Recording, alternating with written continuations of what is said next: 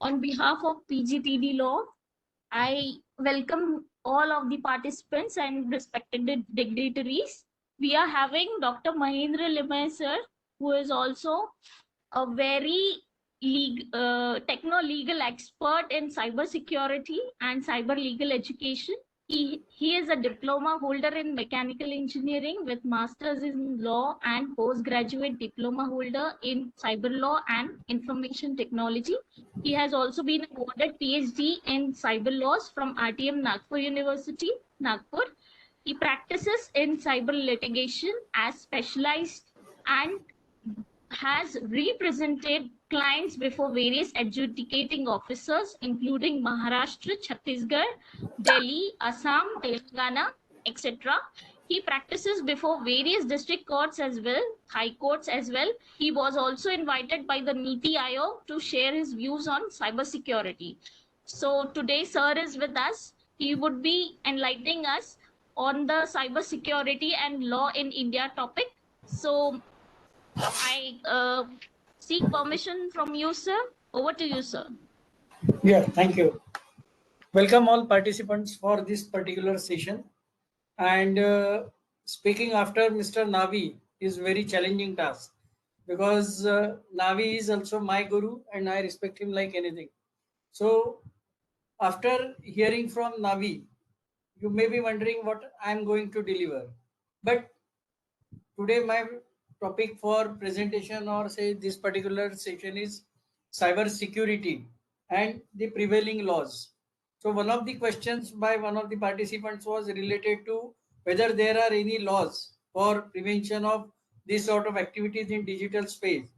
So Information Technology Act is available. Information Technology Act is in this domain since year 2000, and in year 2008 there were significant changes in Information Technology Act. So we should not feel remediless if any crime happens against us in this particular cyberspace. So Information Technology Act is already in existence, passed by Parliament in year 2000. Some of the provisions of Information Technology Act have been dealt with by Navi sir.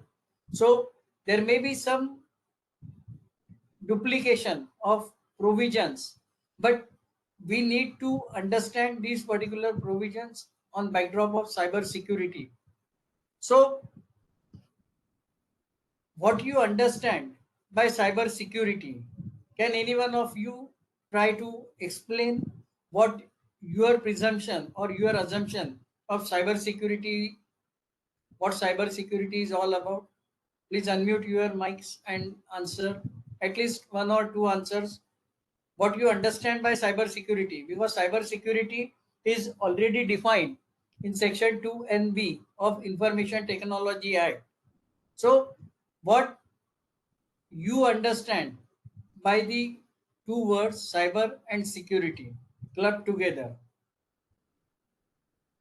Anyone? Yeah. Yes, sir.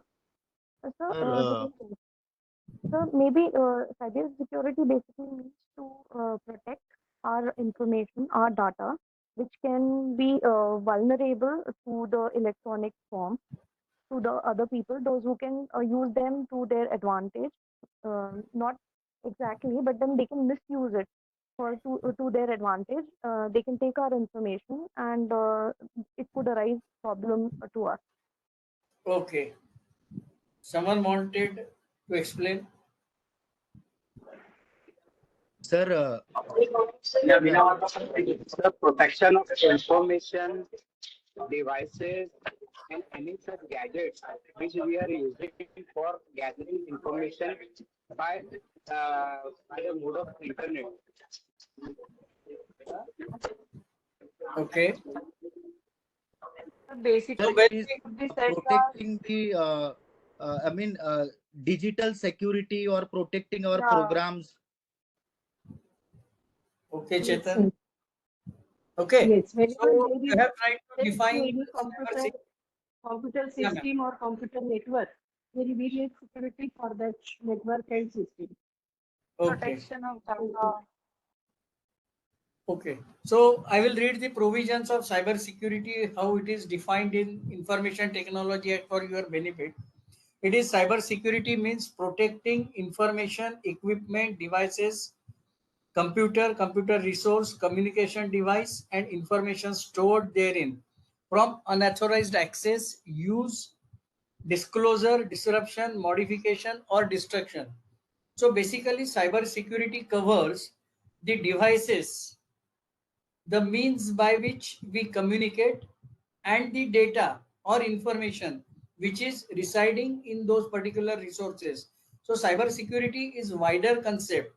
It covers your instruments, your equipments, as well as data residing in that particular computer resource. So with this broad understanding that cyber security is covering the gadgets or the hardware as well as information which is available in form of software in that particular device. So understanding the broader implication of cyber security is how cyber security or non-compliance of cyber security is going to affect we as an individual, as well as there are some of the offenses prescribed under Information Technology Act like section 66F, that is cyber terrorism, where it can affect the security sovereignty of a country also. So when we talk about cyber security and what could be the impacts or what could be the provisions in legal regime in India, we must go to section 66F. That is, when it comes to government resources, government activities, section 66F is very crucial. This particular section 66F refers to when sovereignty, security, or integrity of India is threatened by the means of this sort of digital communication, digital activities, then the provision of section 66F can be imposed, and the highest term, that is jail term prescribed in section 66F is life imprisonment. So when with any sort of tampering or manipulation with government related resources is carried out by some criminal or some element, criminal element, then there are reliefs or remedies under Information Technology Act. Navi sir was just explaining you the impact of CGTMSC.in. So that was one of the government organization, that is CGTMSC.in. Now, when government websites are supposed to be working in .gov.in domain. Now, .gov.in means this .gov stands for government organization and .in stands for India. So, unless we people understand how this domain name is structured, how domains are derived, we will not be able to understand what is cyber security. Because when cgtmsc.in is one website, cgtmsc.gov.in is another website, and cgtmsc-gov.in is another website. So broadly in these three websites, gov is there, .in is there. So normal people or casual user of digital say medium is not able to identify what is difference between cgtmsc -gov.in, cgtmsc.gov.in, and cgtmsc.gov.in. Now I am speaking about normal citizen. Most of you are aware about how things are happening in cyberspace, digital medium. So I'm expecting someone of you to explain what is the difference between these three websites. Two websites examples were provided by Navi sir. You may be recalling that particular names of websites. I have added another third name in that particular names of websites. So can anyone attempt to explain what is the difference between three names of websites? I am repeating again: cgtmsc gov.in, cgtmsc.gov.in, cgtmsc.gov.in. So I have named three websites. You have to just identify whether all three websites are similar, whether there is a difference between three websites, and if this website relates to government, what could be the impact of content on these particular three websites. Sir, only the second website belongs to the government, whereas the first and third would be uh, just on the .in domain, that is the general domain. Okay, but third website was cgtmsc.gov.in. So it is also having government in its name. Sir, the dot needs to be dot after the name of the website. .gov.in. Okay. gov in the name suggests only the name, not the domain. But after the dot, when gov is entered, it suggests the domain name. Okay. Any other explanation?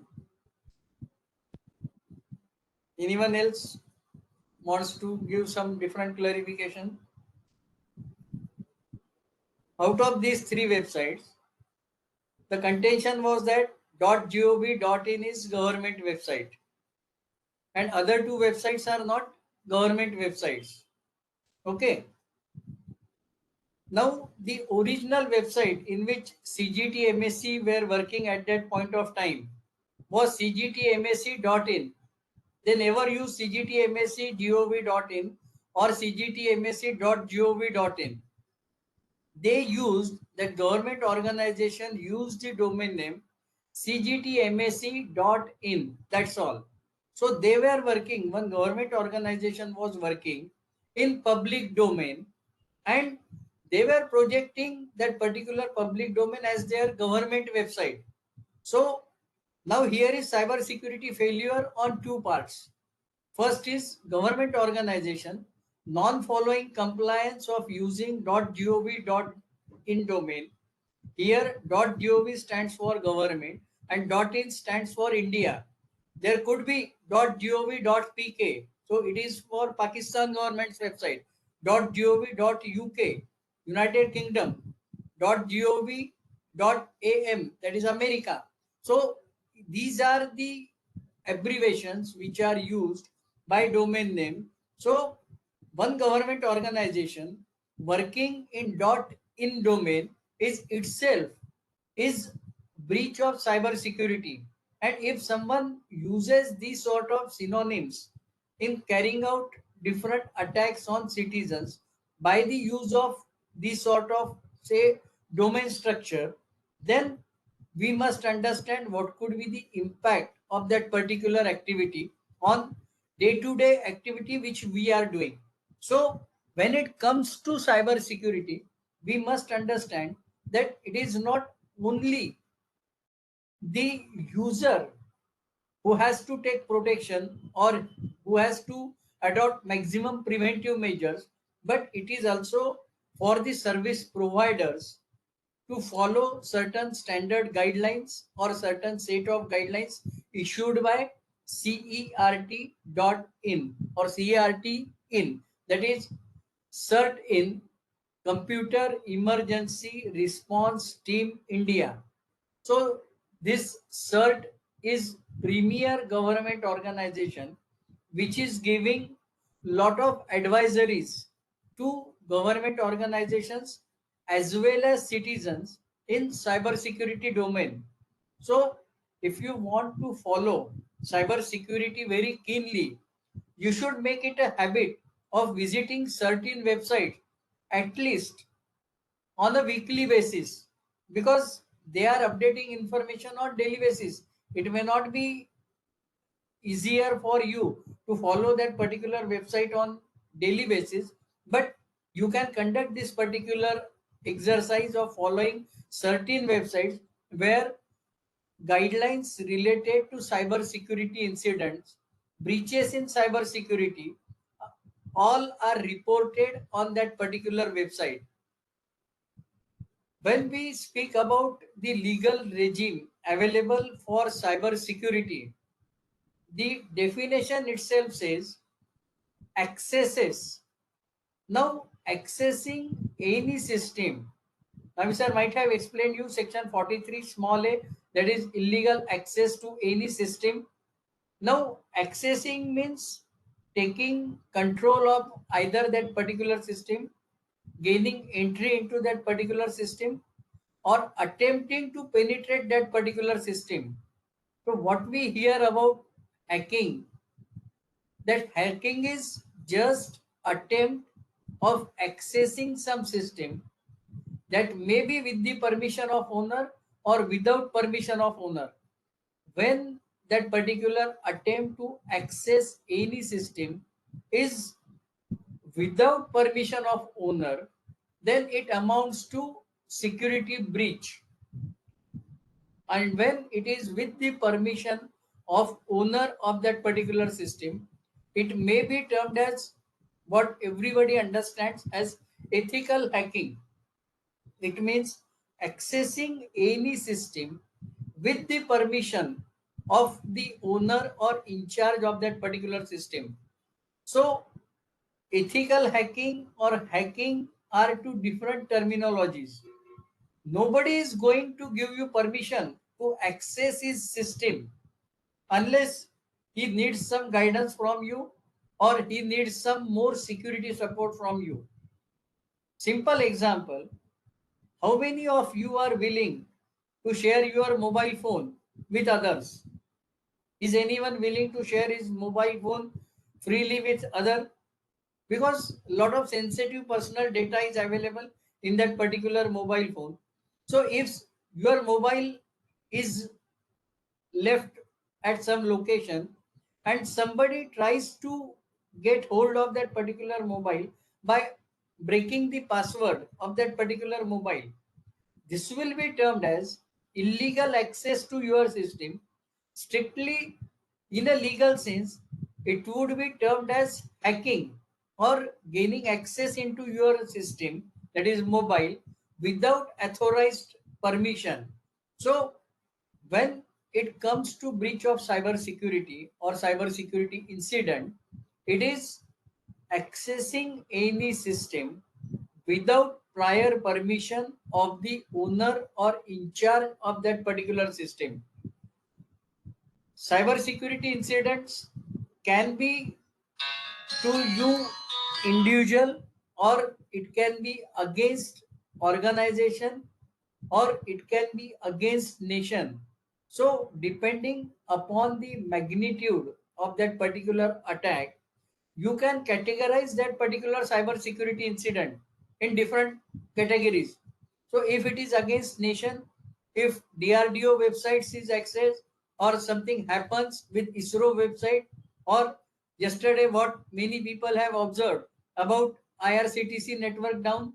Now whether IRCTC network attack, can it be termed as cyber security incident? IRCTC network, the information in public domain is that there was some glitch in system, and that's why people were not able to access IRCTC network. Now, accessing or sending these sort of attacks on IRCTC system, whether it amounts to cyber security incident, what is your take? Yes, anyone? Cyber attack. It is cyber attack. Okay.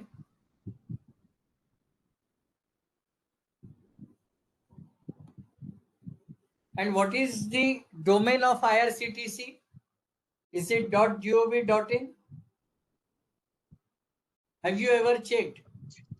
No, sir. Just IRCTC.co.in. .co.in.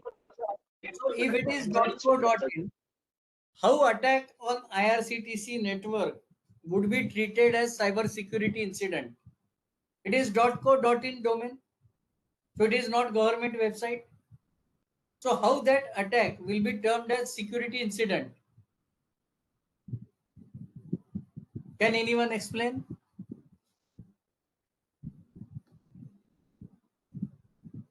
You have to unmute, Mr. Ritesh. You have to unmute and then ask. Yeah, uh, he was saying it is authorized by the Indian Railways. But our previous example was when it is .gov.in, then only it is government organization. Now, if it is authorized by Indian Railways,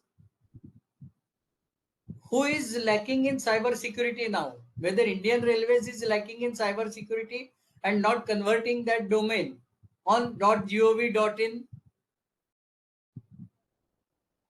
If thumb rule is .gov.in is to be used by all government organizations and IRCTC is irctc.co.in.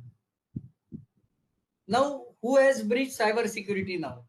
Whether government has breached cyber security or if somebody accesses to that particular website, he will be termed as accessing government website. These are emerging issues in cyber security because government websites or domain creators are also lacking in this sort of understanding how their website should be, what should be the domain, what are the precautions to be provided for such sort of security incidents. If you are watching IRCTC website, have you observed that HTTPS is there in that particular website?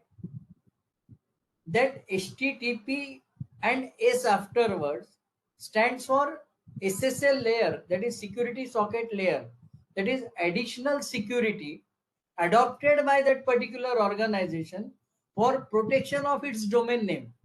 That is, when you see HTTPS and then followed by some name of website, you can reasonably presume that this particular website is security socket layer protected website.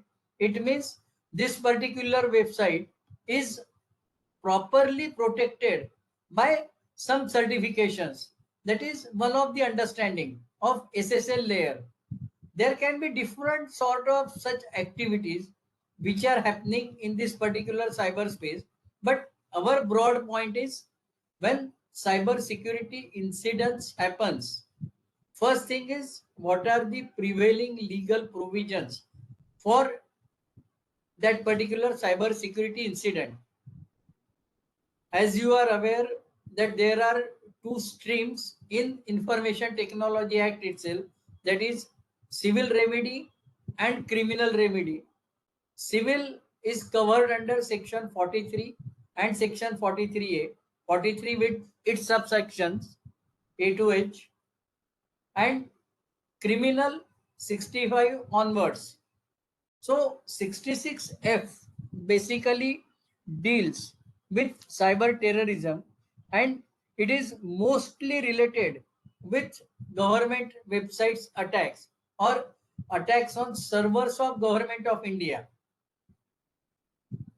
When we come to understand what cyber security incident is all about, cyber security incident is defined as next step of cyber security breach.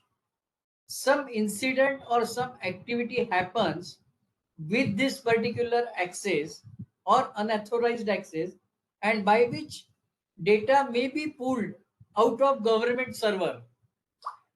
Now, can any one of you recall one of the major cyber security breach recently happened in India? Can you recall? Please give some stress on your memories. Everyone must have read that particular cyber security incident which recently happened. Zivame. Zivame had in May, Zivame had leaked a lot of information of their customers online.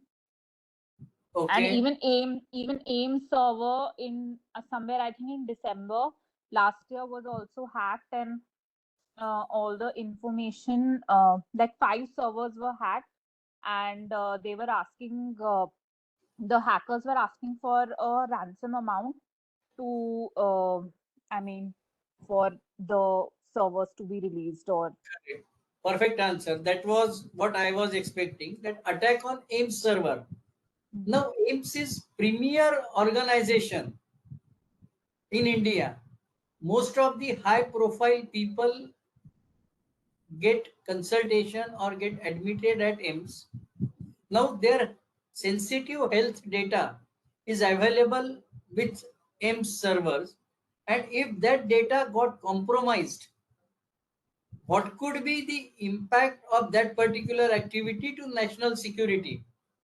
Imagine all celebrity people, all politicians, everybody's sensitive personal data in the form of health data residing in that particular AIMS server means to the drugs to which these politicians are allergic to, every record. And if that record is available with persons having some criminal inclination, how they can use that particular, in bracket, misuse that particular data. So this is one of the major cyber security incident which recently happened. So we should not underestimate the gravity of what is covered under cyber security. There are a lot of attacks which are going in disintegrated USSR. That is, Russia is carrying out such sort of cyber security attacks on its neighboring countries, which are shattered or which are scattered after disintegration of United States of Soviet Republic. So they are taking control of power grids of neighboring countries, diverting entire power. We are not aware that these sort of cyber security incidents are a reality. So cyber security is very, what I can explain is grave incidents through which even national security can be put to stake or can be at danger. Please feel free to ask any questions if you have during the sessions, because there may not be time left for Q&A session after this particular seminar. We may extend this session. So if you have any questions, don't hesitate to ask those particular questions during the seminar. You can put those questions in chat box also. Chat box, I'm going through that particular chat box. One question, what I can say is, can the cyber security incident be enforced against one's own spouse or people in own household? So very unique question, that can cyber security incident be enforced against one's own house or people in own household? So I think answer is very clear. Who is committing cyber security incident or cyber security breach is very open with this particular question. So one person wants to invade privacy of another person by putting this sort of own spouse or in another household. What he is going to do? He may be installing secret CCTVs in that particular house to get hold of whatever are the activities happening in that particular house. So it is, when it comes to the bigger extent, that is data privacy or data protection, right to privacy, just go through Justice Puttaswamy judgment. If you are not informed that you are under surveillance, means in your own home, if you are installing these sort of surveillance gadgets, all the occupants of that particular home must be put at alert that they are under surveillance. Whenever you enter into any security zone, surveillance zone, there is a notification which is mandated by law, that instruction is put on the very front display area of that particular organization that you are under surveillance. And then only you can think of entering that particular place which is under surveillance. So the question that the cyber security incident it itself is happening, you are breaching privacy of the other residents. If everybody knows that security cameras are installed on that particular premises, then we are okay. That yes, everyone knows, but spying or getting this sort of information, that is not possible. And since I am not involved in any of the family court matters, but if such sort of secret CCTVs are installed without knowledge, or installation of these voice capturing recording apps without knowledge, that cannot be termed as a valid evidence, because you have to prove that other person has given valid consent for recording of that particular conversation. So there may be different situations. That's why my strict answer is, or my own answer is, cyber security incident cannot be enforced without consent. If you want to install CCTV or such sort of gadgets in your premises, every occupant of that particular premise must be informed. That is one of the even legal requirements also. There is another question. Can you please share your own experience on cyber squatting incidences? So cyber squatting, lot of domain names are replicated. This what Navi sir mentioned. I also fought on cyber CGT MSc website, and we are currently dealing with one particular case of cyber squatting, where one of the leading food industry name in Nagpur is under that particular cyber squatting attack. So cyber squatting, what I understand is making use of similar domain name. Cyber squatting is look alike domain name is used by criminals to carry out different attacks. So a lot of people are cheated by use of this particular cyber squatting attack, or even spurious or inferior quality say products can be sold by these sort of cyber squatting attacks, or even people can be asked to pay money for getting dealership, franchisee, etc., with the help of that particular cyber squatting attack. So, lot of things can happen, because as Navi sir explained, ICICI.com, that I can be one, that I can be hyphen, that I can be small l.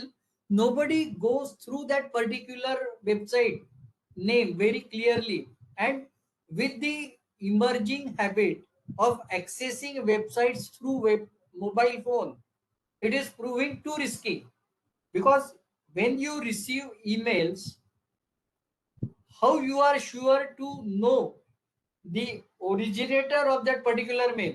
If you read that particular name, like if we have some domain that is rtmnu.gov.in, it is not gov, I know. RTMNU, I think, is not even using edu domain.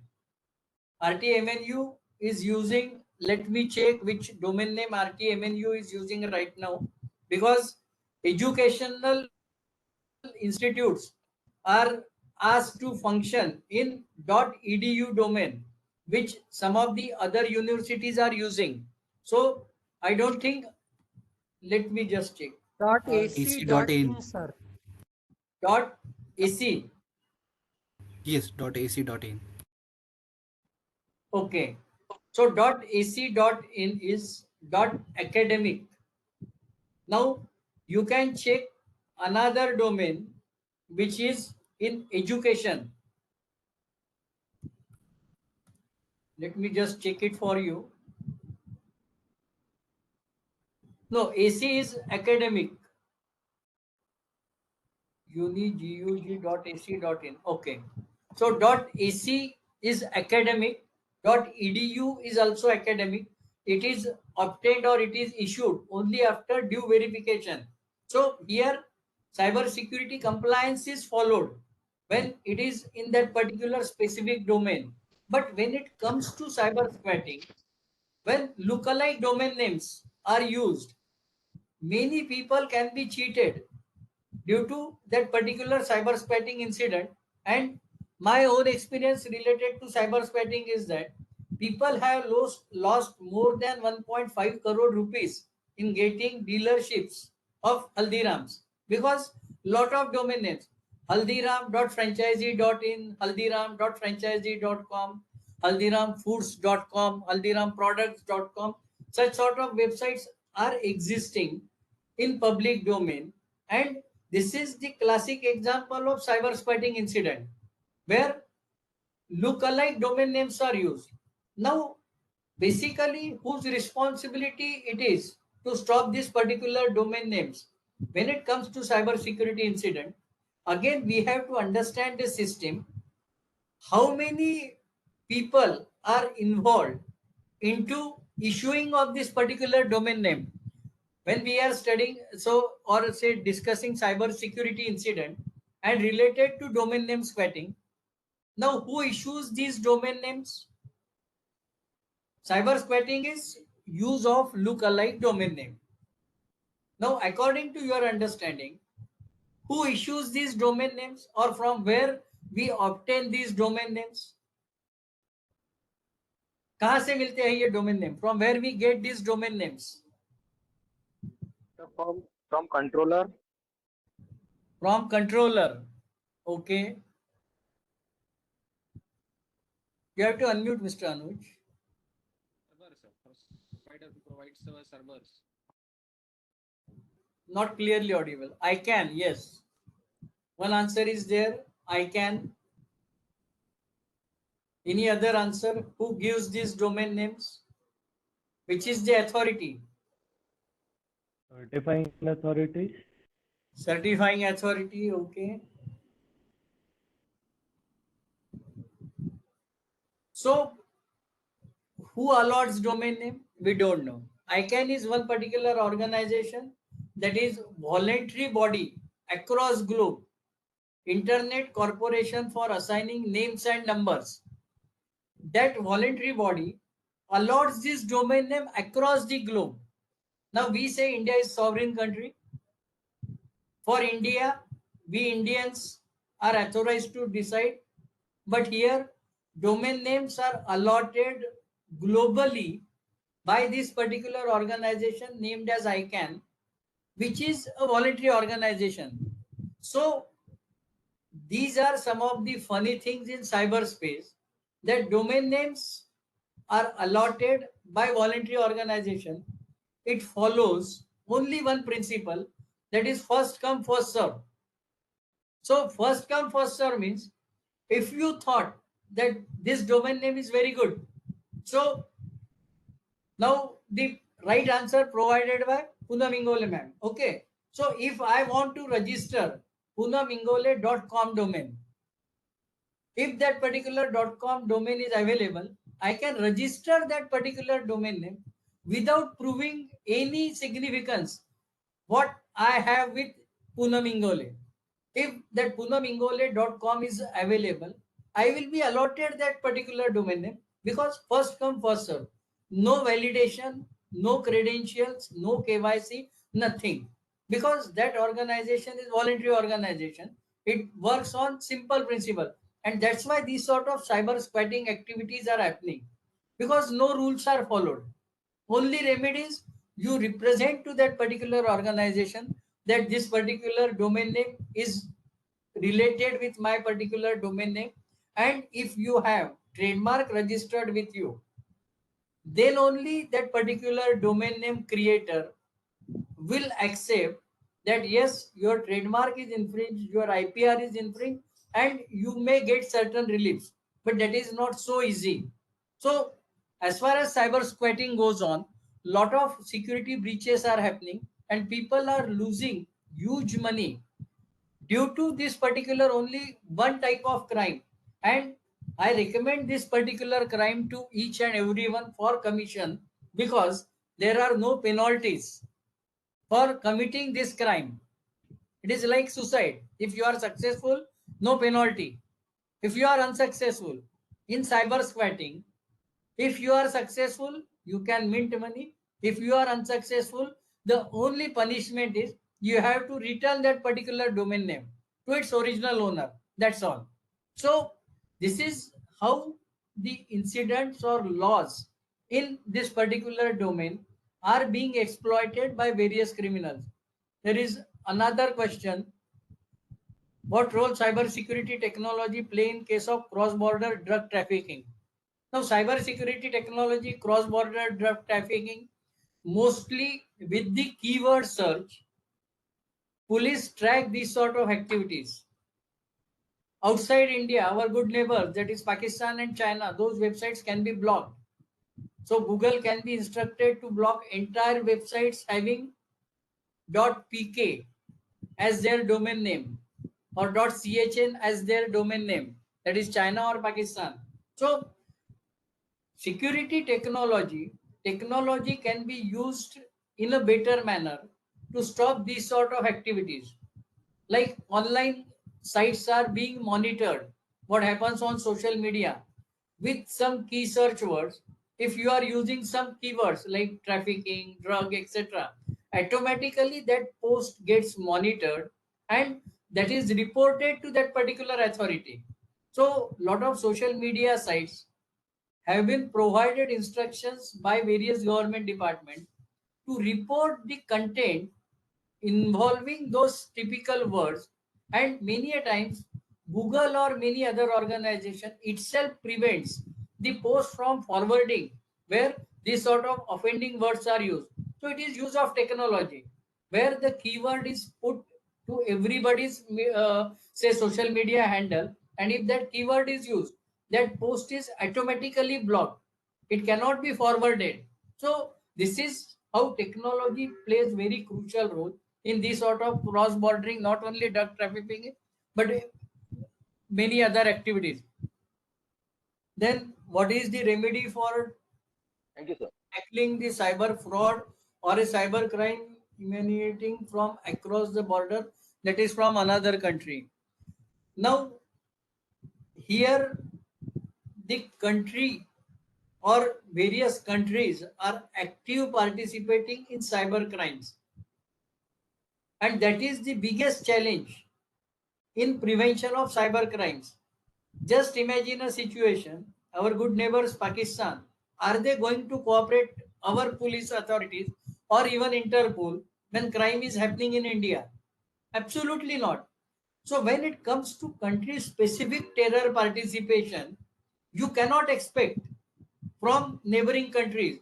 So when we are thinking in one particular manner that world has become a global village, likewise the another side of this argument is that we are facing huge problems from our neighbors or the countries which are not supporting.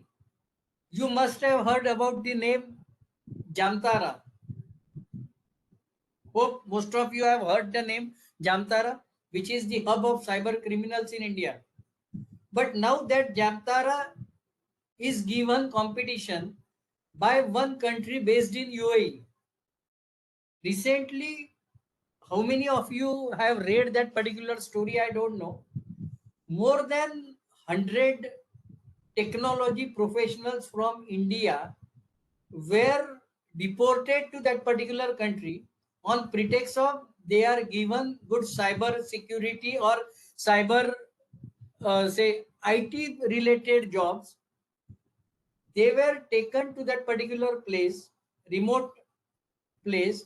Their all passports, visa, everything was seized, and they were asked to do these particular Jamtara activities from UAE to call Indian people and share these sort of fraudulent messages, etc., etc. And government of India has to intervene in that particular matter and provide rescue to that particular tech professionals. So where it comes to country specific or country centric criminal activities, it is getting murkier by every passing day. Like when websites are routed through China or Pakistan or South Korea, these countries are not going to support any other countries as far as cybercrime investigations are concerned. And criminals very well know that these are the countries which will support them. So they use proxy servers routing through these particular enemy nations with India and will carry out attack. So investigation will stop at that particular point of time. It will not progress further because we are not getting information from China because India has banned a lot of Chinese apps. We will not get information from Pakistan. So the criminals who want to attack on Indian servers will always come either from Pakistan or from Chinese server. So investigation officer will be investigation will be very complicated. So as far as this question is concerned, remedy of tackling cyber fraud or cyber crime from across the border, we must have at least some good arrangements with neighboring countries for tackling cyber crime. Forget about the country specific cyber crime. What problems our police are facing in tackling the state related cyber crimes. If Maharashtra police has to go for investigation to say UP, what permissions he is required to obtain from his seniors for investigation of cyber crime. Criminals are based in some different state. Police from one state want to investigate that particular crime, and traditional policing mechanism is that this police station officer will go to that particular location and get hold of that particular crime by reporting the local police involved in that particular state. Can it not be done that here police will just pass over the information to their colleagues, to their counterparts in that particular district, and they get hold of that particular criminal?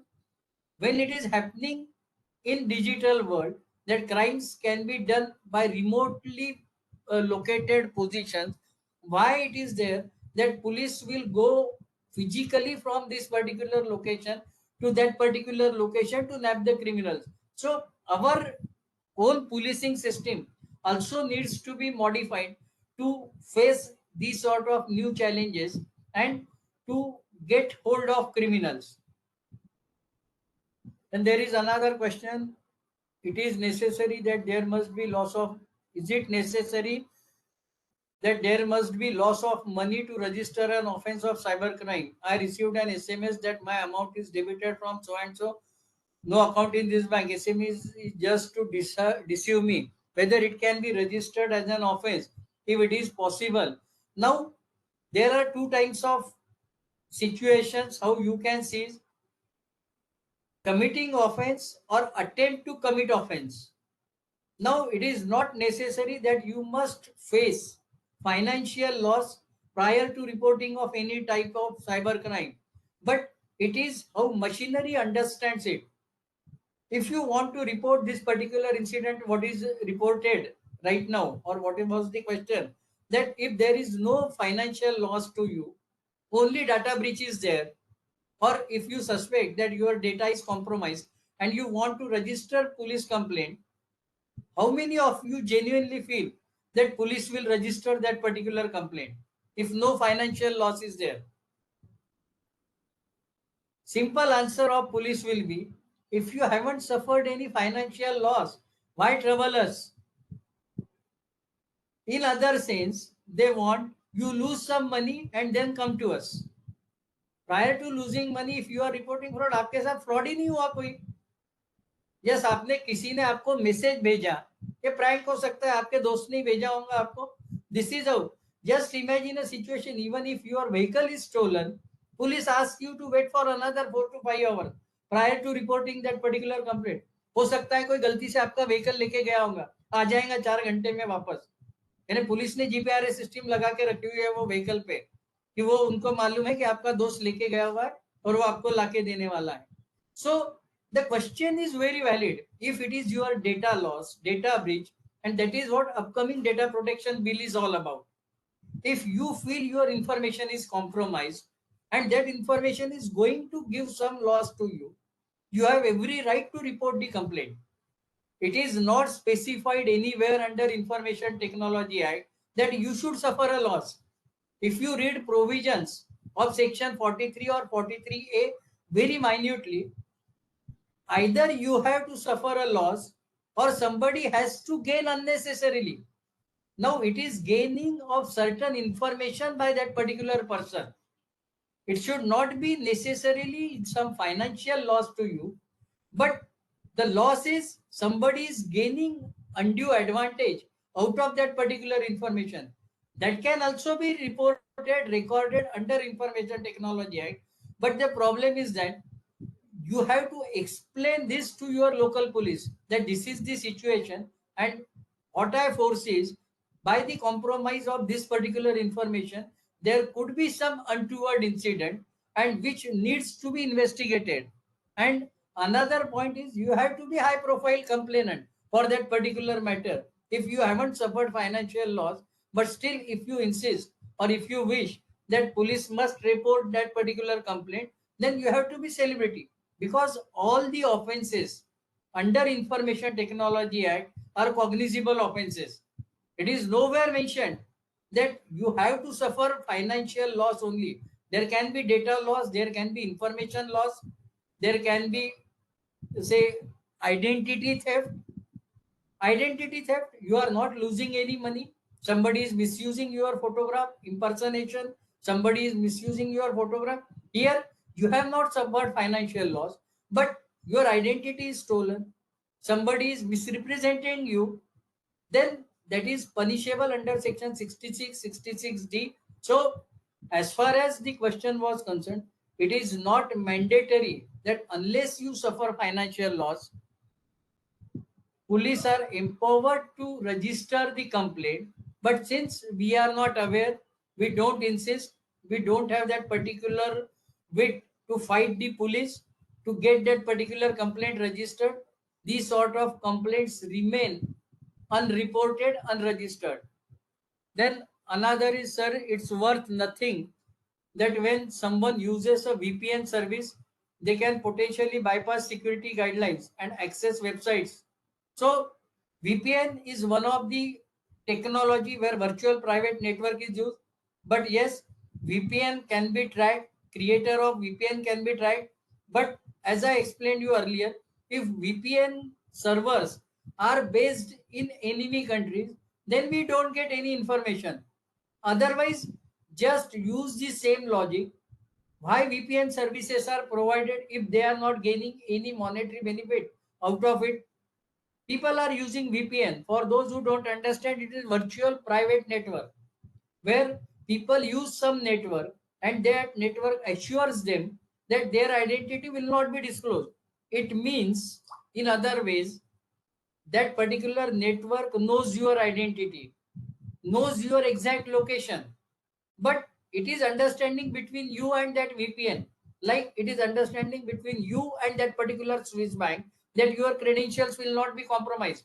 But under certain agreement, Swiss bank is also mandated to compromise or to share the details of its account holders. So VPN is similar concept. Since VPNs are located either in China or in Pakistan, as far as India is concerned, and these countries don't share good relations with us and they don't share information. Otherwise also, understand the concept of VPN. You are going to that particular network through some official IP address, through some IMEI, through some mobile phone. So your location, your identity is very well available with that particular network creator. Your digital footprints are there. Only agreement between you and that particular service provider is that we will not share. So there is old kahavat, chor chor mausere bhai. So two thieves are there. So they have some ethics between them. But when it comes to law enforcement authority, it is not to the certainty that VPN information cannot be gathered. If it is with some neighboring country like say Sri Lanka or say Bangladesh or say some other countries, that server is located if in that particular country, the details can be gathered by the law enforcement agency. So I don't think it is to the extent of 100% proper way to use VPN. Yes, one thing is certain, if you use VPN based in Pakistan or China, your identity can be protected. But if it is in some other countries, I don't think or I don't ensure that you have that particular guarantee. Then cyber attack at Safdarjung Hospital. I can say it is say confidential information. AIIMS के ऊपर attack हुआ है, we cannot discuss. I can tell you some normal attack जिस base से होता है, that is the only way which was used. How attack is carried out?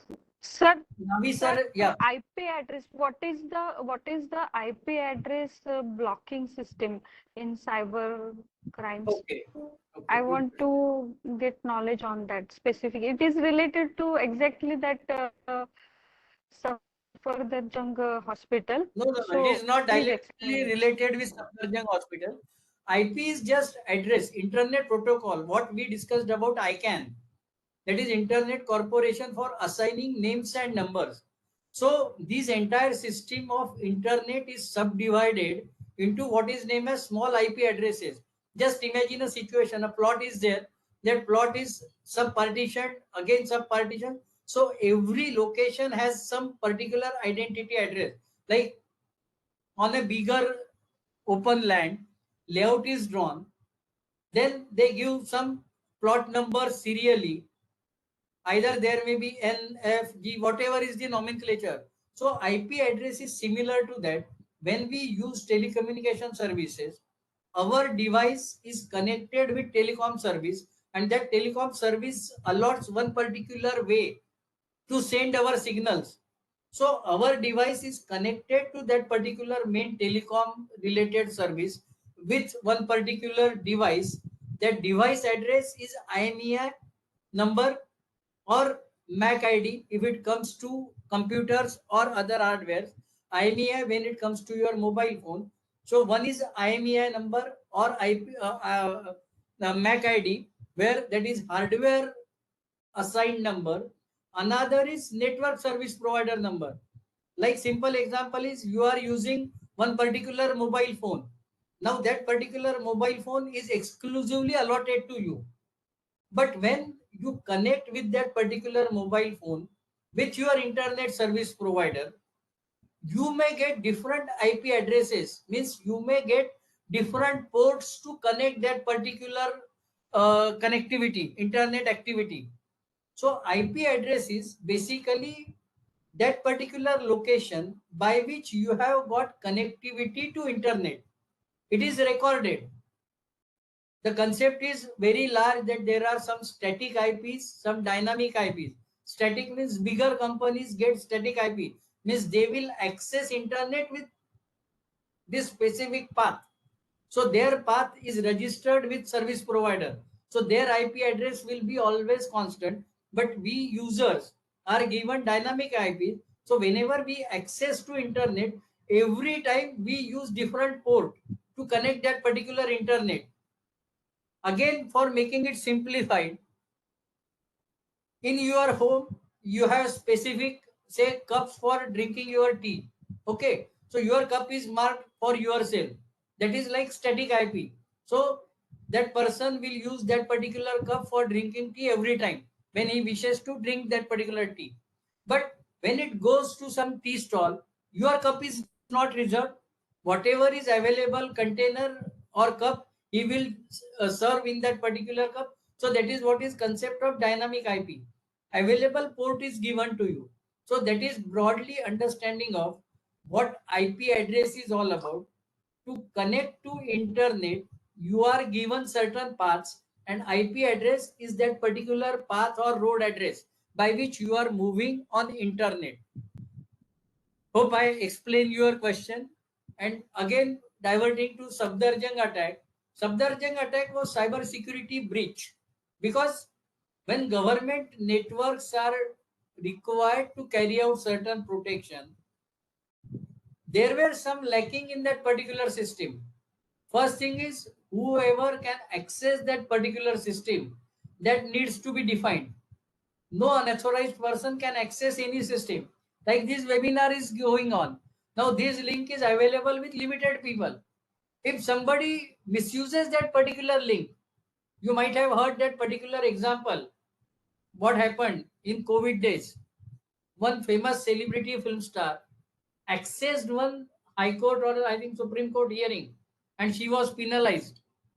That is how illegal access. That access needs to be protected. So in Safdarjung case, what would have been happened is that somebody has illegally accessed that particular system and compromised with that particular system, because entire data of that particular available database in Safdarjung hospital got encrypted. So some program was installed on entire system. Entire data got encrypted into some unreadable format, and the person or the group which committed that particular attack asks ransom from the Safdarjung hospital, that is government authorities, that you pay us this much amount, then only will decrypt that particular. So either it would have been through some pre-planted virus into that particular system, or somebody has accessed that particular system and got hold of entire database and encrypted that particular database. So government has not come with white paper as exactly what happened in Safdarjung hospital case, but these are some of the probabilities which could have happened. Thank you, sir. There are a lot of questions. Safdarjung hospital, if an international treaty is possible, then yes, Interpol is working on that. Countries have that particular interdiction treaties with another countries. The countries with which we have this sort of extradition treaties, we get cooperation from that particular case or for that particular matter. Everyone knows Afzal Guru attack. Information was provided. Mumbai cyber attack, Taj attack. Information was provided by US Interpol to Indian law enforcement agencies regarding whatever were communications going on by that particular terrorist and his Pakistan-based masters. So there are treaties between lot of countries, and most of the countries have now realized the significance of cyber security and how cyber security can be a threat to peace of this particular entire earth. And there are a lot of treaties which are going on. Then after losing money also they don't help. So I won't comment. I must say police always help. That is only answer. Yes, they help. They say you are educated. How could you do this? How could you listen such fraud people? So this is what is standard, what is happening, phishing fraud or witching fraud or etc.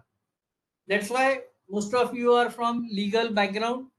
We are, with help of Navi sir, developing one new concept, that is digital accident. Now, if you have met with some digital accident, is unexpected event. You are expecting something. Like one particular case I can describe you, which we have one from one of the courts. What you have shared the information. Just imagine a situation that you have gone to your bankers for your KYC updation. You have submitted some documents. You came out of the bank, and after say half an hour, you receive a call that, ma'am, you have just submitted your documents. We need small clarification regarding those particular documents. How many of you will believe that this is genuine call originated by the bank where you have submitted the documents? Most of us, or almost of all of us, will believe, because hardly 15-20 minutes ago or half an hour ago, or say in the morning, we have submitted some documents to our banker, and at 5 p.m. we are receiving a call that I was verifying your documents and there needs some inputs from you regarding that particular document which you have submitted.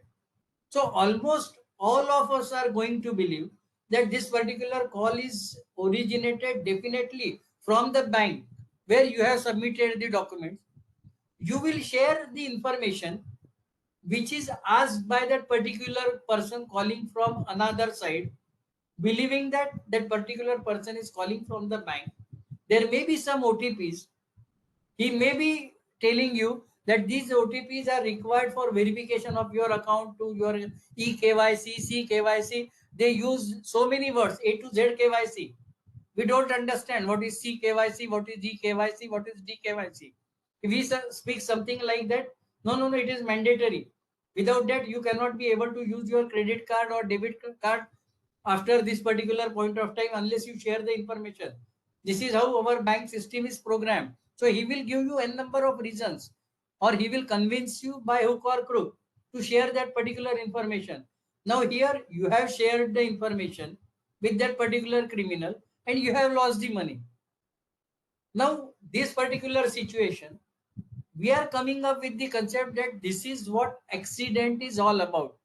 It is unforeseen event which was not predicted, or there was sufficient reason for believing on that particular caller because you have shared that particular information with your banker.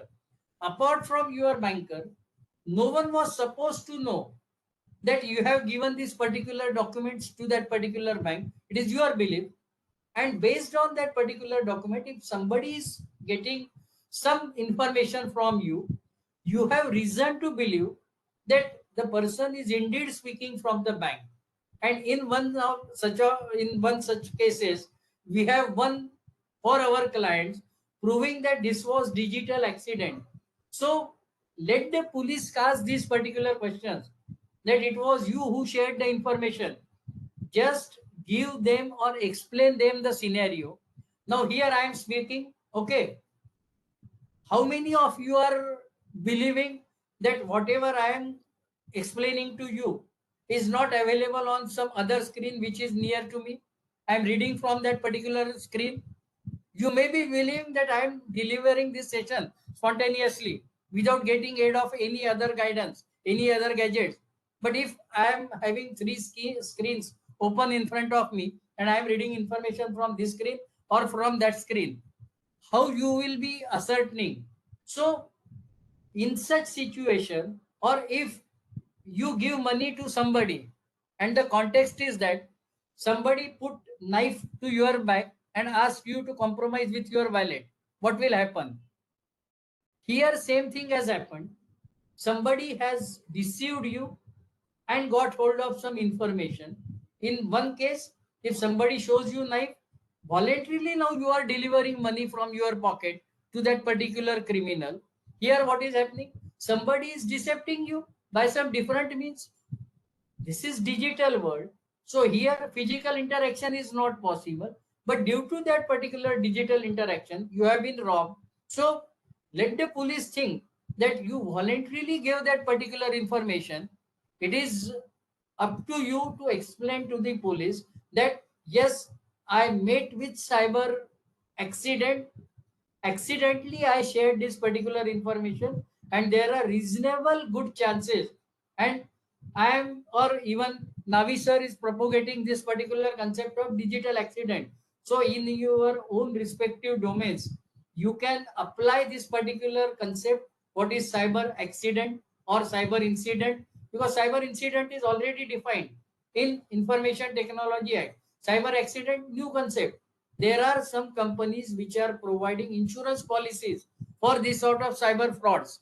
So why they are providing these say policies for cyber fraud?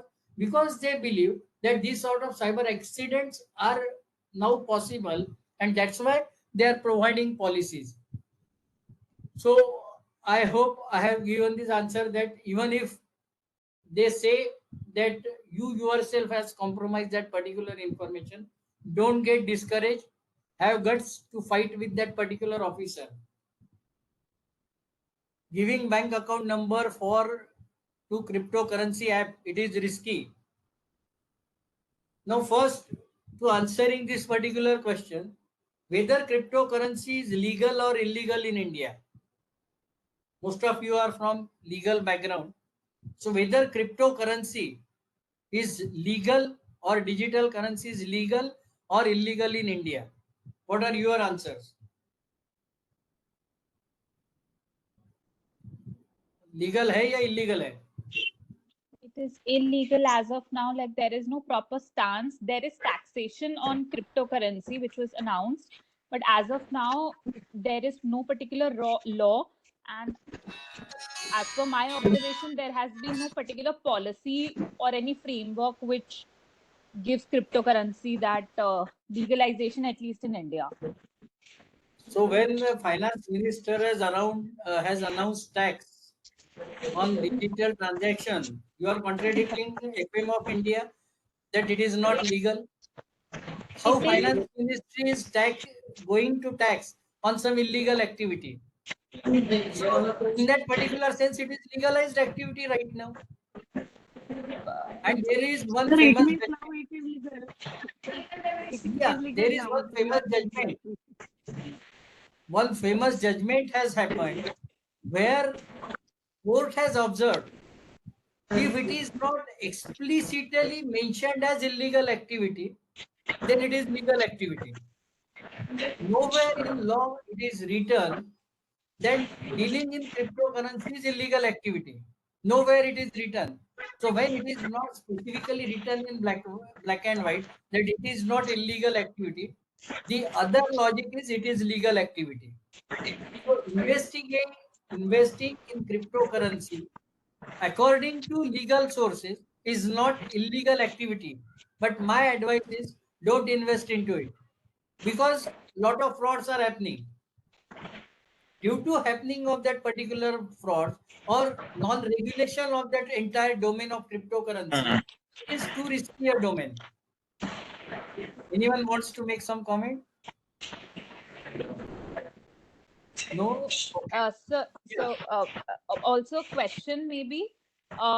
So basically, like when I mentioned about the Zivame thing, which happened recently in the month of May, uh, the thing is that the concerned person asked a ransom amount in cryptocurrency.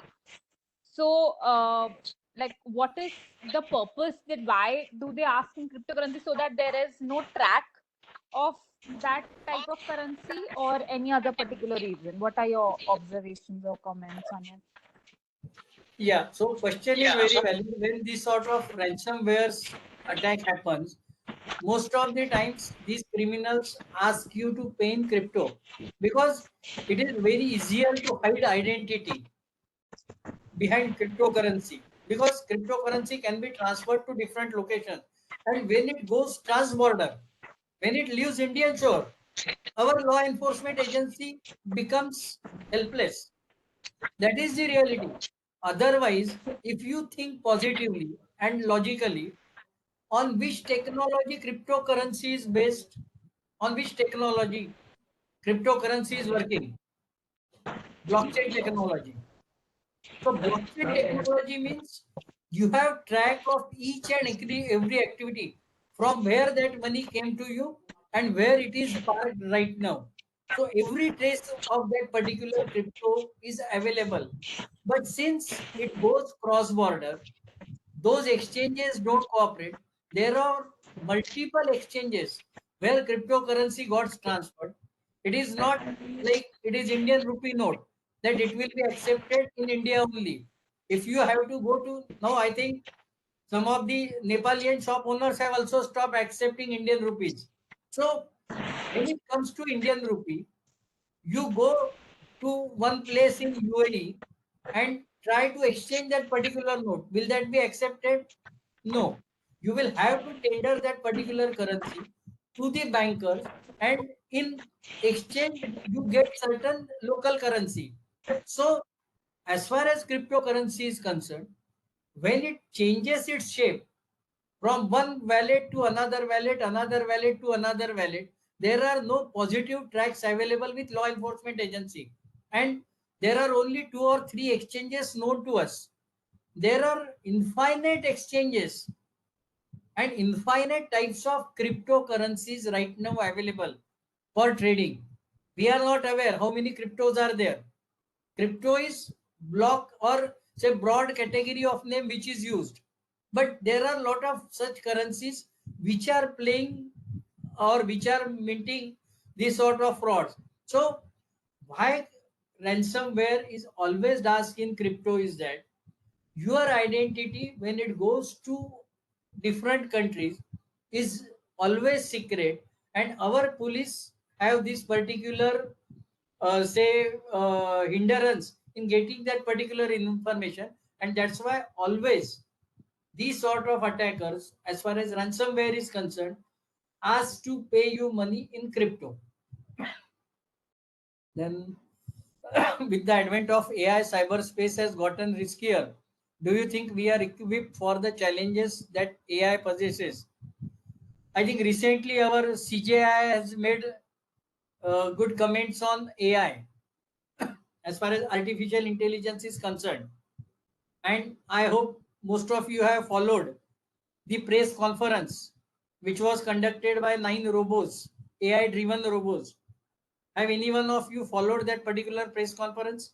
ITU press conference, I think it happened on 6th or 7th July, very recently, there were 9 robots, AI driven, and questions were asked by the press reporters to those particular robots, and they were answering according to whatever their pre-programmed data.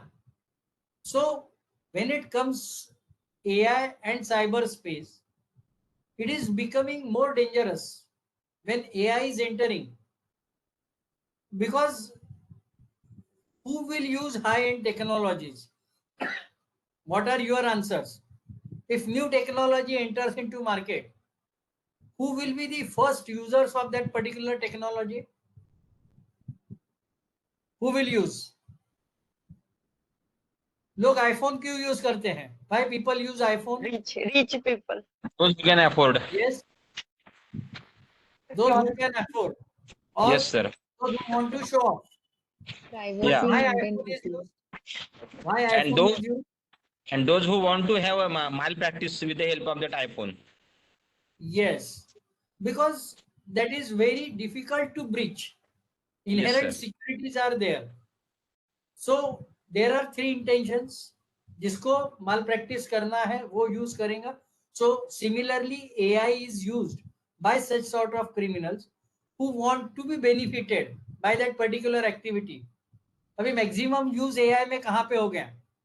Maximum students ने AI का use किया अपना thesis या course work complete करने के लिए, क्योंकि AI का क्वेश्चन सबमिट करो, AI 100 आंसर देता है, फटक से वो 100 आंसर लिख दो.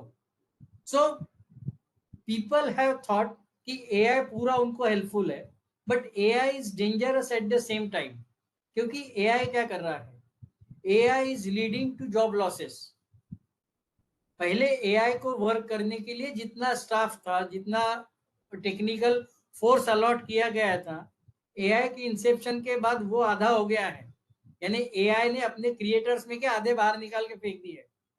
सो when AI will enter into cyberspace, AI क्या क्या करने के लिए केपेबल है?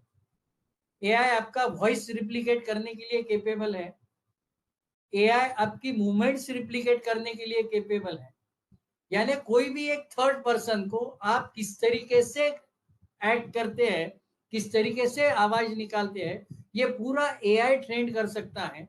एंड ये एक बहुत बड़ा अटैक अभी रिसेंटली 2 सीनियर सिटीजन ने फेस कर चुके हैं कि उनके पोते के आवाज से सिमिलर, यानी एग्जैक्टली उसी आवाज में उस दादा दादी को फोन गया, स्कूल आवर से मेरे को किडनैप किया गया है, ऑलमोस्ट 50 से 60 लाख रुपए लिए गए, और 4 बजे जब वो बच्चा घर में पहुंचा, at that time they were shot. So this is how AI is now infringing. और अभी हो सकता है क्रिमिनल्स में भी बहुत ज्यादा इनफाइटिंग होंगी कि कौन AI यूज करेगा, क्या करेगा. So that is different topic. But what I am saying is that these sort of activities will lead cyber crimes to more complexities. और ज्यादा कॉम्प्लेक्स होते जाएंगे cyber crime in coming days में. So advent of AI in cyberspace has gotten riskier, more than riskier, what I say. And that's why AI also needs to be regulated. Abhi I think US is the first country which has taken lead to draft AI regulations. हम लोग तो काफी पीछे है. Whether Navi sir has gone into Data Protection Act or not, I don't know. But India ऐसी एक country है कि जिसके पास अभी भी डेटा प्रोटेक्शन एक्ट नहीं है. इंफॉर्मेशन टेक्नोलॉजी एक्ट है, बट इंफॉर्मेशन टेक्नोलॉजी एक्ट का सिर्फ एक प्रोविजन है, एक सेक्शन है जो डेटा सिक्योरिटी के लिए कैपेबल है, that is section 43A, under which अभी जो डेटा ब्रीच है या ये है वो हम लोग उसको ले जा रहे हैं. But India needs entire data protection act for protection of our data. अब AI रेगुलेशन उसके आगे में है. We have not reach to AI regulation right now. हम लोग अभी डेटा प्रोटेक्शन पे ही नहीं आए, तो AI रेगुलेशन पे तो और 10-20 साल लगेंगे. जब तक AI आउटडेट होने की बात हो जाएंगी, कोई नई टेक्नोलॉजी आ जाएंगी. तो this is what is happening, and those who are in legal domain at least must know कि डेटा प्रोटेक्शन क्या है, AI रेगुलेशंस क्या है, and how much they are required. So cyber space will be definitely getting murkier, but the only remedy is there has to be some regulations. Presently lawlessness है, कोई law ही नहीं है. यदि lawyers को ही मालूम नहीं है कि साइबर स्पेस में रेगुलेट करने के लिए कौन सी लीगल रेमेडी है। अभी मैंने जैसा आज आपको बताया कि इंफॉर्मेशन टेक्नोलॉजी एक्ट के जो भी क्रिमिनल ऑफेंसेस है, ऑल ऑफेंसेस आर कॉग्निजिबल। तो कितना बड़ा टूल है कि कोई भी ऑफेंस यदि इंफॉर्मेशन टेक्नोलॉजी एक्ट में है तो दैट इज कॉग्निजिबल ऑफेंस। जब का क्वेश्चन था पैसा नहीं दिए गया तो पुलिस एफआईआर रजिस्टर नहीं करती है। Show them these are the legal provisions, all offenses are cognizable, then see how they don't register the FIR. So ये तो पहले हमारा अंडरस्टैंडिंग रहना चाहिए कि लीगल रेजिम क्या है एग्जिस्टिंग, आने वाले रेजिम में क्या चेंजेस होना चाहिए, और एआई जब आएगा तब what should be the advent of AI, और उसको कोप अप करने के लिए what should be the new laws which we require, जो अभी प्रेजेंटली डेटा प्रोटेक्शन के लिए हम लोग सोच रहे हैं। Then in RBI case, SC declared it legal but not recognized as currency as it's not backed by gold, which normal currency has. So these were the debates in that particular cryptocurrency. और वो जो debate था, ये जो RBI का statement था, supreme court ने RBI पे स्ट्रिक्चर्स लिए हुए है कि RBI ने अभी पिछले 6 साल में रिलेटेड टू क्रिप्टो करेंसी 4 बार अपना स्टैंड चेंज किया हुआ है। यानी आरबीआई कभी बोलती है हम लोग क्रिप्टो करेंसी लीगलाइज करना चाहते हैं, कभी बोलते हैं हमारी क्रिप्टो करेंसी ला रहे हैं, कभी बोलते हैं we are opposing crypto currency. You just check the statements in last 5 to 6 years। And वो जो कोर्ट का सुप्रीम कोर्ट का डिसीजन था उसमें आरबीआई के ऊपर में काफी स्ट्रिक्चर्स आए हुए थे, और उसमें केस जो था कि एक क्रिप्टो करेंसी में डील करने वाले एक्सचेंज का बैंक अकाउंट फ्रीज करके रखा हुआ था। That was the main case which was before Supreme Court। और उसमें सुप्रीम कोर्ट ने ये बोला हुआ है कि वो एक्सचेंज जो है, जो एक्टिविटीज में डील करता है in trading of crypto currency, that activity is not termed as illegal activity in India, and hence उनका जो बिजनेस है वो बिजनेस इलीगल नहीं बोला जा सकता है, और इसलिए उनका बैंक अकाउंट फ्रीज करने की कोर्ट को कोई भी अथॉरिटी नहीं है। And they were taking advantage of one particular RBI circular। वो RBI का सर्कुलर ये था कि कोई भी व्यक्ति यदि क्रिप्टो करेंसी में डील कर रहा है तो उसका अकाउंट फ्रीज करने का बैंक को पावर है। That was one of the circular। RBI was asked by Supreme Court or the court कि ये क्रिप्टो करेंसी आपने यदि इलीगल डिक्लेयर नहीं की है तो इसमें डील करने वाले जो भी ट्रांजैक्शंस करने वाले जो एक्सचेंजेस है वो इलीगल एक्टिविटी में इन्वॉल्व है, ये आप कैसा प्रूव कर सकते हैं। सुप्रीम कोर्ट को आरबीआई कोई एक्सप्लेनेशन नहीं दे सका, and that's why that ruling was there. So this answer what is from mister Vinay Borkar कि backed by gold, crypto currency को कोई गोल्ड से बैक नहीं करेगा। It answer is his answer और his comments are in different context. हमारी currency को gold back करता है, यानी हम लोग कितनी करेंसी सर्कुलेशन में रखते हैं that is determined by gold reserves which RBI holds, but this is not true for the uncle Sam country. US में ये लॉ नहीं चलता है कि यूएस जितनी नोट छापती है that is backed by sufficient gold reserves. US में ऐसा नहीं है। इंडिया में ये पॉलिसी है कि हमारी जो करेंसी इन सर्कुलेशन है which is backed by gold reserves, but crypto currency gold reserves की नहीं है। सबसे बड़ा प्रॉब्लम क्रिप्टो के लिए ये है कि क्रिप्टो को गवर्न करने के लिए कोई अपेक्स बैंक नहीं है, कोई वर्ल्ड बैंक उसको गवर्न नहीं कर रही है। Every agency has its own understanding about crypto currency, और दैट्स व्हाई क्रिप्टो करेंसी यानी एक नोट आपने छाप दिया, आपने साइन कर दिया, जैसे होटल वाले कूपन छापते हैं कि भाई सेल्फ सर्विस है, वो उसके काउंटर तक ही चलेगा। वो कूपन आप दूसरे होटल के काउंटर में लेके जाएंगे तो वो नहीं चलेगा। That is understanding of different crypto currencies in most simplified manner. Anyone has some comments? Okay, so I don't think now there are any questions remaining in chat box.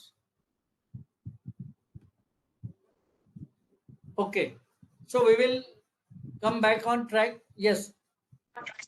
Excuse me, sir. Yeah, go ahead. Hello.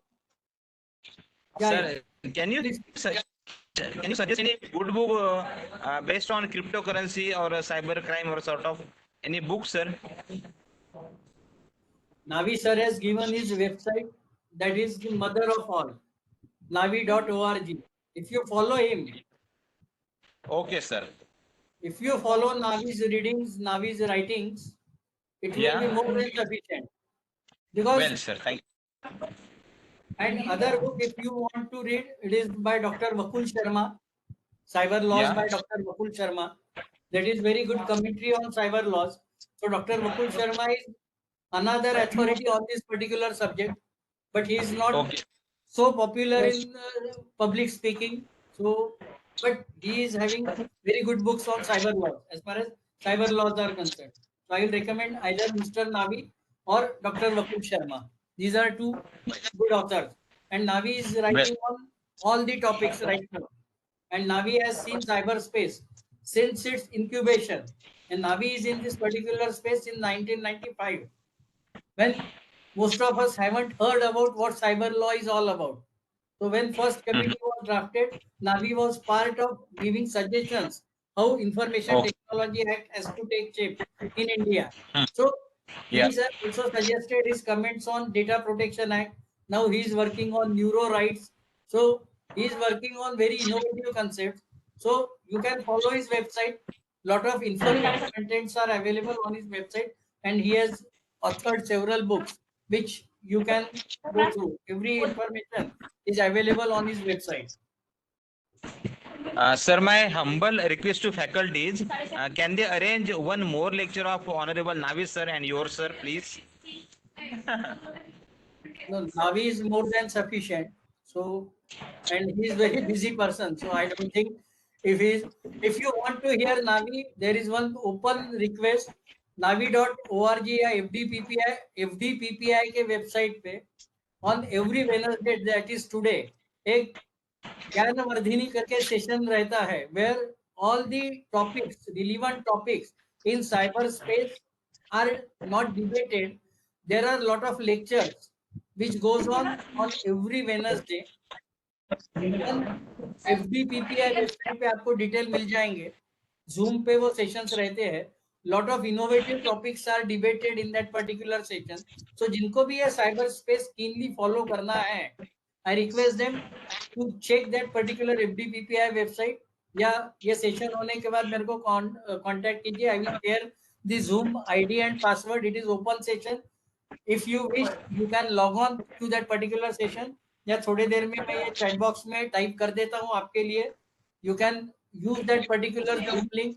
That address is constant for every Zoom meeting. You can get hold of that particular content. So these two are informative suggestions. That means you can follow Navi site. That is very good. And Dr. Vakul Sharma is also good author as far as this is concerned. Or you can just write down 828. I'm giving you link detail. 828 3381. Yeah. 828 3381 5757. 5757. Well, Yeah, that thank you, is Dr. Sir. the Zoom ID, and password is JVS, all in small, 2022. So this Zoom link is constant, 8283381577, and JVS 2022 is password for accessing that particular Gyanvardhini sessions. Today it is Mr. Praveen Nair, Program Director of AdFox LLC UAE, speaking about navigating cloud security challenges. So he will be dealing on cloud security challenges. That is today's session at 7 p.m. It is 7 p.m. to 8 p.m. on every Wednesday. So those of you who are interested in following cyberspace can join this particular Gyanavardhini seminar, which is regularly happening on every Wednesday. So in a nutshell, I will go through what are the legal provisions. There may be some overlapping of provisions previously told to you. That is section 1 of Information Technology. Everyone knows that is introductory part where Information Technology Act is applicable. Prior to 370 also, Information Technology Act was directly implemented in state of Jammu and Kashmir in year 2000. So that was the impact or magnitude of Information Technology Act, that in 2000 it was made directly applicable in J&K without consent of that particular assembly. Now after 370 everyone has everything, but it was 2000 Act, so directly applicable in state of Jammu and Kashmir. Then section 2 definition part, lot of words are defined. Important words are data, what computer is all about, cyber security, intermediary, all that is defined in section 2. Then what are the preventions, that is digital signature mechanism, that is covered, which are the authorities to issue digital signature, what is the apex authority as far as the security signatory authorities, if they confront with each other. So certifying means DSC, everything is prescribed between that section 3 to 42. Then section 43 and 43A, civil liability. 43, if any person without permission of owner or in charge of that system does 10 activities, that is illegal access, copying, downloading or extraction, introduction of computer contaminant or virus, then deleting information, damaging computer system, assisting someone to carry out illegal activity, source code retention. These are the provisions in section 43. 43 related to data protection right now, compensation for failure to protect data. Now, any body corporate dealing, possessing or handling any sensitive personal information or data, if that body corporate is negligent in maintaining reasonable security practices and guidelines and thereby causes loss or wrongful gain to some other person, then that particular body corporate will be held responsible. So right now, this is Data Protection Act in India, that government is not covered under scope of section 43A, but any other body corporate which is dealing, possessing or handling any sensitive personal data or information, if that body is negligent in handling that particular data, that body corporate will be liable to pay compensation. I can tell you, we have booked telecom service providers to the tune of almost 1.5 crore for non-protection of this particular sensitive personal data. Because previously, very easily they used to share this sort of SIM cards. You just report the complaint, I have lost the SIM card. Without verification of documents, they used to issue duplicate SIM card, and due to which a lot of frauds have occurred. And we have booked these sort of telecom service provider companies under section 43A. Matters are going on at least at two stages. Means first is, he might have explained, adjudicating officer, who is civil judge. That civil judge has provided relief. Appellate authority, that is cyber tribunal, appellate tribunal, has also provided relief in similar matters. So this is what is magnitude of section 43A, data protection, which is right now available. Then section 46, who will be adjudicating officer for your information? Information technology secretary of each state is adjudicating officer. It means for every state, only one civil judge to look after matters covered under Information Technology Act. And this is the level of understanding of we lawyers, that if only one judge is available to look after cases related to Information Technology Act, how much efficient it should be, and whether it is possible for entire Maharashtra only one civil judge. Nobody makes any representation to any bar or any judicial authority that why only one judge, because nobody is keen on taking up matters under Information Technology Act. So only one judge in India, number of states equal to number of adjudicating officers. 50% of them non-performing, not even knowing that they are adjudicating officers.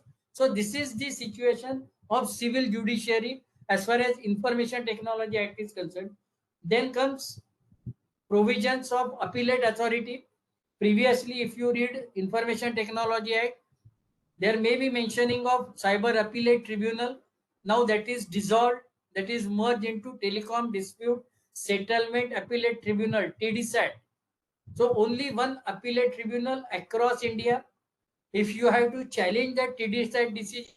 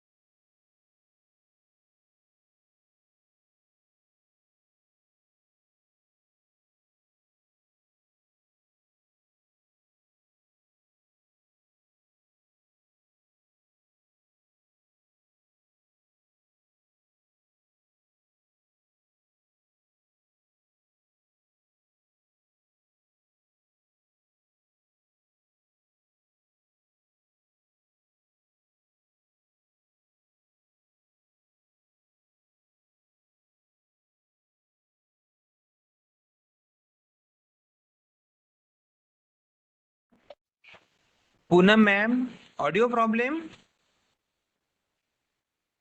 Yeah, I think audio problem is there. It is not audible. Okay.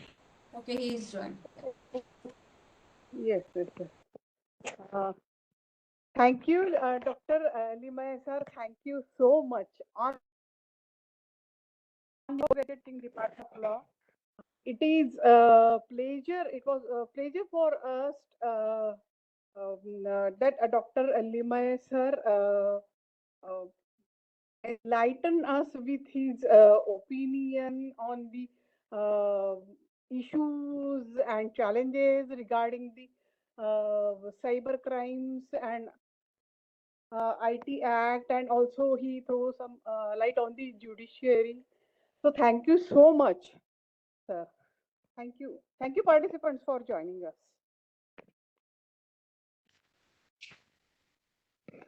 Yeah, ma'am. Yes, yes, Ingole sir. We are going to terminate the lecture or it will be in continuation, ma'am? Yes. No, sir. This is the last session, sir.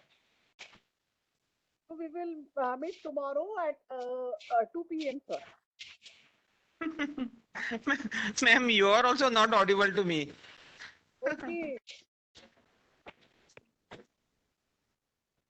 So Amit this sir, was the am I last audible? lecture for the day. I hope now I am audible to you. Yeah, please. Okay, this was the last lecture for the day. Now the assignment will be posted. So complete Yes, your ma'am. assignments within time and submit Yeah. it by tomorrow, 5 o'clock. I can see that many of the students were sending messages, submitting assignment, and I can see that happening during 2 to 5 times. Okay, so please make sure to attend the session instead of sending and typing that assignment during this time. Students, I mean participants, this is going to be a very, very helpful PhD coursework for you all. So please take maximum benefit from these resource person. Whatever your topics are, or whatever topics you are planning to pursue, we say inse pucho in which direction you should go, rather than typing that assignment, sending me, calling me that how you are not able to submit, etc., etc. Don't do this thing. This is for your benefit. Don't consider it as a compulsion thing, but consider it as something which is going to expedite your work. And I think you all are aware that now you all are required to submit the similarity index report that has to be below 10%. And for writing that much quality content, which is not plagiarized, it's a very, very challenging thing. So please focus. Okay. So these people are here only for you. So instead of, preparing your assignment, please listen to them. They will be of some help. Madam, Ma'am, do we actually, have we got that email just One few by minutes one, one by before one. 2 Yes, o'clock. Ritesh. I was Yes, saying that we Ritesh. got that email. We got the list of the participants who have not submitted the assignment just 2 minutes before the session or few minutes before the session, and I found my name is not there. Even after talking to you Yeah, yesterday, I because uploaded the it again. was showing in assigned with no attachment. So suppose if in that case, if you are not able to attach it, submit it in the stream. Like Megha, I saw, Ingole sir, I saw it in the attachment, so it is okay. If in any case you are not able to submit it there, submit it in the stream, no problem. वहां पे भी नहीं हो रहा होगा. Just in extreme case, send it to the official email of department.dept.rtmnu@gmail.com. Okay, but submit it somewhere. That record has to be there. I want that record. Okay. Fine, अब sure. तो मैं ma'am. पैक I करूंगी had 2 this. to 5 किसी का mail आया तो it will be bounced back. Okay, so submit it before to do it during your sessions. Okay. Ma'am, do we have holiday on Saturday and Sunday, or it will be in Yes, continuation? yes. You have holiday on Saturday and Sunday, and you will be having holiday on 4th of August as well, because that's our